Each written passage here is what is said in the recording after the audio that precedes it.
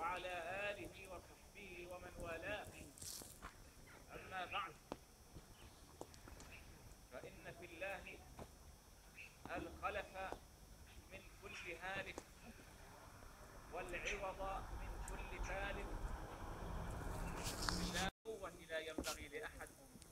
أقول مقدمة ما قالت: يا أبتاه أجاب ربا دعاه، يا أبتاه جنة الفردوس مأواه، لك ولا لي ولا لأحد، يا أبتاه إلى جبريل ننعاه. يا أبتاه لو كانت الدنيا والحياة تشترى لاشتريناها لك، ولو كان الخلود ممكنا لبذلناه لك، ولو كان إنسان يفدى من الموت لفديناك بالأرواح والأنفس والأموال، وما ادخرنا لذلك وما ادخرنا عن ذلك وما قصرنا. ولكنها المنية، ولكنه الموت. إنك ميت وإنهم ميتون، ثم إنكم يوم القيامة عند ربكم تختصمون. كل نفس ذائقة الموت، وإنما توفون أجوركم يوم القيامة. فمن زحزح عن النار وأدخل الجنة فقد فاز، وما الحياة الدنيا إلا متاع الغرور. يا أبتاه نحتسبك عند الله أبا وأخا وصديقا وجارا وحبيبا. يا أبتاه يا أبتاه إن في الله عنك العوض، ونسأل الله تبارك وتعالى أن يجعل مأواك الجنة، أن يكرمك كما أكرمت بنيك، وأن يعزك كما أعززتهم، وأن يعطيك كما أعطيتهم، وأن يثقل موازينك كما كنت لهم في هذه الدنيا.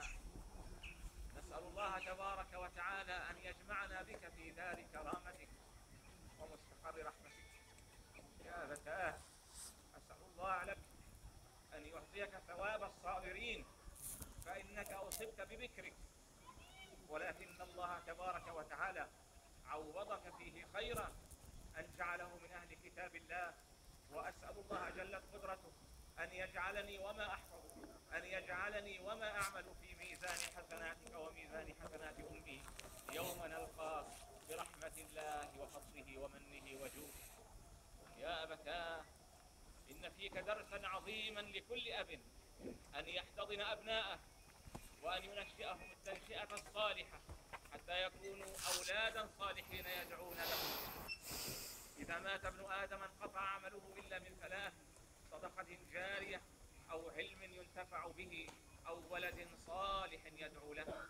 نسأل الله تبارك وتعالى أن يجعلنا أولئك الأبناء الصالحين الذين يدعون لك، الذين يعملون الحسنات لك، الذين يعملون الصدقات الجارية لك، أن يقدموا ما يستطيعون لتهنأ في قبرك إلى يوم أن تلقى المصطفى صلى الله عليه وسلم على الحوض. يا أبتاه ماذا أقول والحضرة تخنقني والمخاض شديد والفراق صعب، ولكنها الدنيا. صبرا، ففي رسول الله صلى الله عليه وسلم عنك العزاء. نتعزى عن المصاب بك بمصابنا بحبيبنا المصطفى صلى الله عليه وسلم، عن مصابنا بأبي بكر وعمر وعثمان وعلي وسائر الصحابة والسلف الصالح الكرام الطيبين الأطهار. نتعزى عنك بالآيات والأحاديث. ولنبلونكم بشيء من الخوف والجوع ونقص من الأموال والأنفس والثمرات وبشر الصابرين الذين إذا أصابتهم مصيبة قالوا إنا لله وإنا إليه راجعون. أولئك عليهم صلوات من ربهم ورحمة وأولئك هم المهتدون. نتعزى عنك بقول ربنا تبارك وتعالى في الحديث القدسي الجليل: ما لعبد المؤمن عندي جزاء إذا قبضت صفيه فما بالكم بأبي. إذا قبضت صفيه من أهل الدنيا ثم احتسبه إلى الجنة فنحتسبك أبتاه عند الله، نحتسبك عند الله، نحتسبك عند الله، ولا نقول إلا ما يرضي ربنا.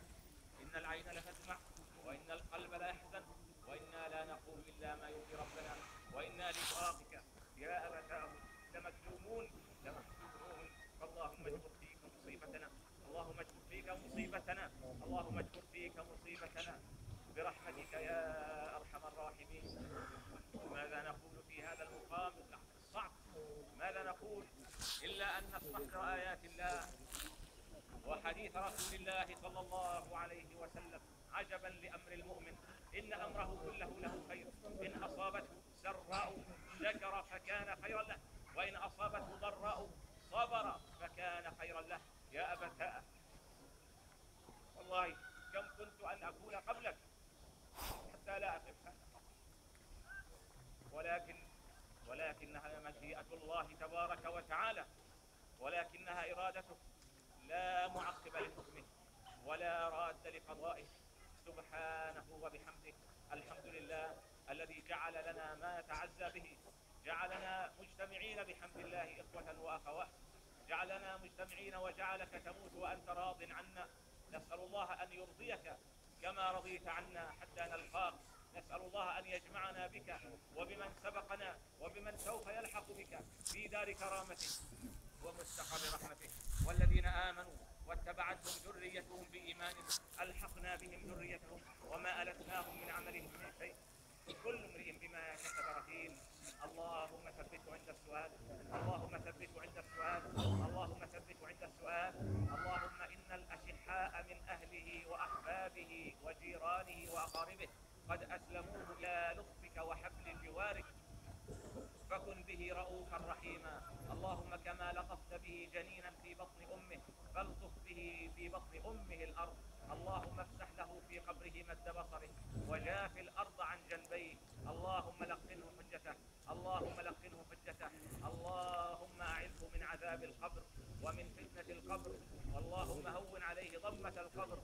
اللهم أجزه على الصراط، اللهم أجزه على الصراط، اللهم أجزه على الصراط، وأرده حوض المصطفى ولقه كتاب عمله وحسناته بيمينه برحمتك يا أرحم الراحمين. اللهم أدخله الجنة وأدخلنا الجنة معه يا ذا الجلال والإكرام. اللهم لا تحرمنا أجره ولا تفتنا بعده، واغفر اللهم لنا وله، وارحمنا إذا صرنا إلى ما صار إليه تحت الجنادل والبحور في الظلمات وحدنا. اللهم إنا نسألك ونتوجه إليك أن تجعل اجتماعنا هذا اجتماعا مرحوما، وأن تجعل تفرقنا بعده تفرقا معصوما، ولا تدع فينا ولا منا شقيا ولا محروما برحمتك يا أرحم الراحمين. اللهم أكرمه كما أكرمنا وآوه كما آوانا، ولا تطرده عن جنابك كما لم يطردنا عن كنفه وجنابه برحمتك يا أرحم الراحمين. يا الله يا الله يا الله، قد جئنا إليك شفعاء فيك، فلا تردنا خائبين، فلا تردنا خائبين، فلا تردنا خائبين، فلا تردنا خائبين.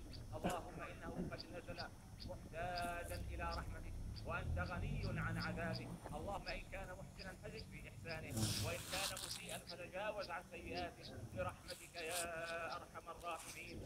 اللهم هذا الدعاء عليك الإجابة، وهذا الجهد عليك التكلان. اللهم وما قصر عنه علمي ولم يبلغه مسألتي ولم يخطر ببالي، فإني أسألك إياه